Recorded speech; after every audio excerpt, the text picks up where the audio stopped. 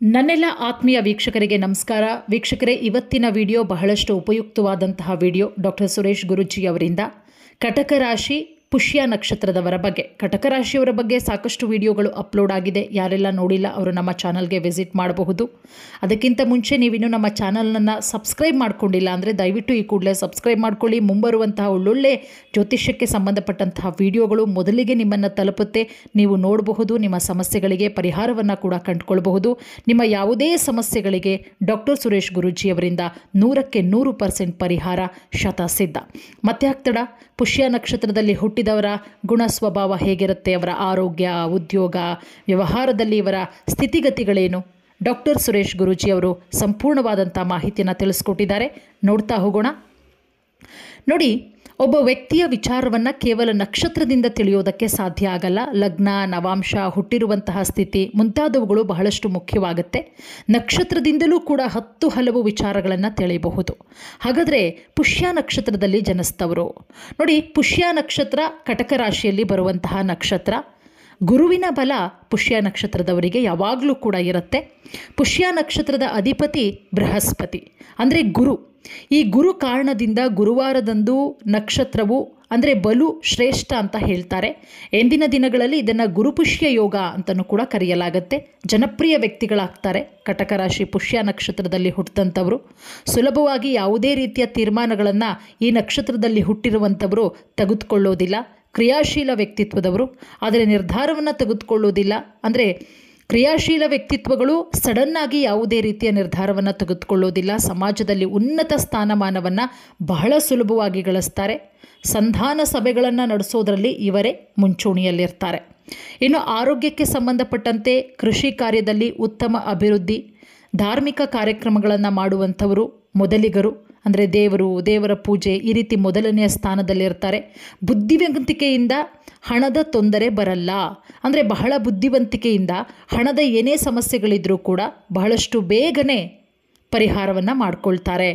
ಶೀತದ ಒಂದಷ್ಟು ಸಮಸ್ಯೆಗಳಾಗುತ್ತೆ, ಆಗಾಗ ಶೀತ. ಉಳಿದಂತೆ ಆರೋಗ್ಯಕ್ಕೆ ಸಂಬಂಧಪಟ್ಟಂತೆ ಏನೂ ಅಂತಹ ತೊಂದರೆ ಏನಾಗುವಂತಹ ನಕ್ಷತ್ರದವರಲ್ಲ. ಆರೋಗ್ಯ ಚೆನ್ನಾಗಿರುತ್ತೆ.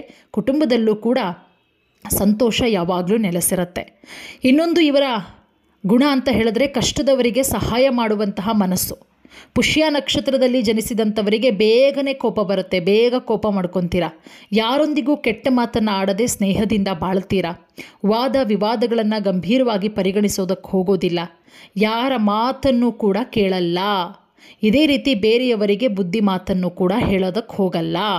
ನಾನೇ ಕೇಳಲ್ಲ, ನಾನು ಯಾಕೆ ಬೇರೆಯವರಿಗೆ ಹೇಳಬೇಕು ಅನ್ನುವಂತಹ ಸ್ವಭಾವದವರು.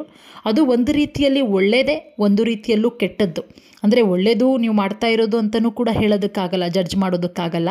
ಅಥವಾ ನೀವು ಮಾಡ್ತಾ ಇರೋದು ಕೆಟ್ಟದ್ದು ಅಂತಲೂ ಕೂಡ ಹೇಳೋದಕ್ಕಾಗಲ್ಲ. ಬೇರೆಯವ್ರ ಮಾತನ್ನು ಕೂಡ ಅವ್ರು ಕೇಳಲ್ಲ, ಅವರು ಕೂಡ ಬೇರೆಯವರಿಗೆ ಹೇಳೋದಕ್ಕೆ ಹೋಗಲ್ಲ. ಅಂದರೆ ಅಡ್ವೈಸ್ ಮಾಡೋದಕ್ಕೆ ಹೋಗಲ್ಲ.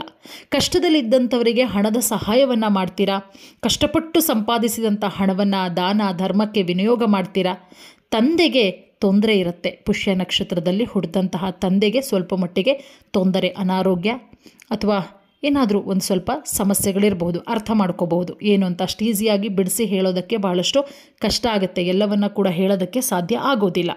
ಚಿಕ್ಕ ವಯಸ್ಸಲ್ಲೇ ಮನೆಯ ಜವಾಬ್ದಾರಿ, ಅಲ್ಲಿಗೆ ಅರ್ಥ ಮಾಡ್ಕೊಳ್ಳಿ. ತಂದೆಗೊಂದಷ್ಟು ಸಮಸ್ಯೆಗಳು ಬರೋದ್ರಿಂದ ಈ ಪುಷ್ಯ ನಕ್ಷತ್ರದಲ್ಲಿ ಹುಟ್ಟಿದಂಥವರು ಚಿಕ್ಕ ವಯಸ್ಸಲ್ಲೇ ಮನೆಯ ಜವಾಬ್ದಾರಿಯನ್ನು ಹೊತ್ಕೋತೀರಾ. ಉನ್ನತ ಪದವಿ ನಿಮಗೆ ಲಭ್ಯ ಆಗುತ್ತೆ. ಉದ್ಯೋಗದಲ್ಲಿ ಉನ್ನತ ಯಶಸ್ಸು ಸಿಗುತ್ತೆ. ಒಂದಕ್ಕಿಂತಲೂ ಹೆಚ್ಚಿನ ಉದ್ಯೋಗವನ್ನು ಮಾಡ್ತೀರಾ. ಅಂದರೆ ಒಂದಕ್ಕೇ ಎಲ್ಲೋ ಒಂದೇ ಕಡೆಗೆ ಇರಲ್ಲ ನೀವು.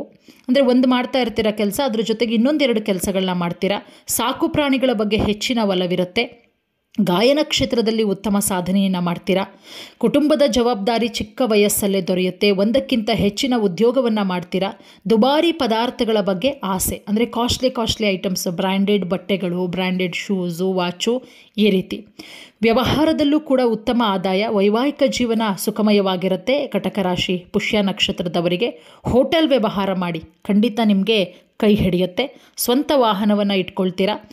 ಕೇವಲ ನಿಮ್ಮ ಮಾತನ್ನು ಕೇಳುವ ಜನರನ್ನು ಮಾತ್ರ ನೀವು ಮಿತ್ರರನ್ನಾಗಿ ಮಾಡ್ಕೊಳ್ತೀರಾ. ಅಂತಹ ಗುಣದವರು.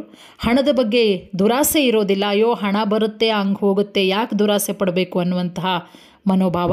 ನೀವು ಸಂಪಾದನೆ ಮಾಡುವಂತಹ ಒಂದು ಭಾಗವನ್ನು ಜನಸೇವೆಗಾಗಿ ಮೀಸಲಿಡ್ತೀರಾ. ಪಾಲುದಾರಿಕೆ ವ್ಯವಹಾರ ಅಂದರೆ ಪಾರ್ಟ್ನರ್ಶಿಪ್ಪಲ್ಲಿ ಯಾವುದೇ ರೀತಿಯ ವ್ಯವಹಾರವನ್ನು ಮಾಡೋದಕ್ಕೆ ಹೋಗಲ್ಲ. ತಂದೆಯವರ ವ್ಯಾಪಾರದಲ್ಲಿ ಪುಷ್ಯ ನಕ್ಷತ್ರದವರು ಸಾಕಷ್ಟು ಸಹಾಯ ಮಾಡ್ತೀರಾ. ಐಷಾರಾಮಿ 4 ಚಕ್ರದ ವಾಹನಗಳನ್ನು ಕೂಡ ನೀವು ಸ್ವಂತವಾಗಿ ನೀವೇ ಕೊಂಡುಕೊಳ್ಳುವಂತಹ ಸಾಧ್ಯತೆಗಳು ಕೂಡ ಬಹಳಷ್ಟಿದೆ. ಅದನ್ನು ಬಿಟ್ಟರೆ ಹಠಮಾರಿಗಳು, ಸ್ವಲ್ಪ ಮಟ್ಟಿಗೆ ಅಹಂಕಾರ ಕೂಡ ನಿಮ್ಮಲ್ಲಿ ಇದೆ ಅಂತಲೇ ಹೇಳಬಹುದು. ನಿಮ್ಮದು ತಪ್ಪಾಗಿರುತ್ತೆ, ನಿಮ್ಮ ಕಡೆಯಿಂದ ತಪ್ಪಾಗಿರುತ್ತೆ, ಅದನ್ನು ಒಪ್ಕೊಳ್ಳೋದಕ್ಕೆ ನೀವು ತಯಾರಿರೋದಿಲ್ಲ. ಬೇಗ ಕೋಪ ಮಾಡ್ಕೊಳ್ತೀರಾ, ಬೇಗ. ಮತ್ತು ಹೊಂದಾಣಿಕೆ ಮಾಡಿಕೊಂಡ್ರೆ ಎಲ್ಲ ಸರಿಯಾಗತ್ತೆ, ನಾನು ಯಾಕೆ ಮಾಡ್ಕೊಬೇಕು ಅನ್ನುವಂತಹ ಸ್ವಲ್ಪ ಮಟ್ಟಿಗೆ ಅಹಂ ಕೂಡ ನಿಮ್ಮಲ್ಲಿದೆ. ಅದನ್ನು ಬಿಟ್ಟರೆ ಓವರಾಲ್ ಆಗಿ ಎಲ್ಲವೂ ಕೂಡ ಚೆನ್ನಾಗಿದೆ. ನೀವು ಬಯಸಿದಂತಹ ಜೀವನವನ್ನು ನೀವು ಪಡ್ಕೊಳ್ತೀರಾ. ಉತ್ತಮ ಬಾಳ ಸಂಗಾತಿ ಕಟಕ ರಾಶಿ ಪುಷ್ಯ ನಕ್ಷತ್ರದವರಿಗೆ ಸಿಗ್ತಾರೆ. ಆದರೆ ಅವರೊಟ್ಟಿಗೆ ನೀವು ಹೇಗೆ ಹೊಂದಿಕೊಂಡು ಹೋಗ್ತೀರಾ ಅದು ಬಹಳಷ್ಟು ಮುಖ್ಯ ಆಗುತ್ತೆ. ಆಧ್ಯಾತ್ಮಿಕತೆಗೆ ಆಕರ್ಷಿತರಾಗ್ತೀರಾ, ಅದರ ಜೊತೆಗೆ ಸ್ವತಂತ್ರರಾಗೋದಕ್ಕೆ ಇಷ್ಟಪಡ್ತೀರಾ. ಮತ್ತು ನೀವಾಯಿತು, ನಿಮ್ಮ ಕೆಲಸ ಆಯಿತು, ಜಾಸ್ತಿ ಯಾರೊಟ್ಟಿಗೂ ಕೂಡ ಬೆರೆಯೋದಕ್ಕೆ ಹೋಗೋದಿಲ್ಲ.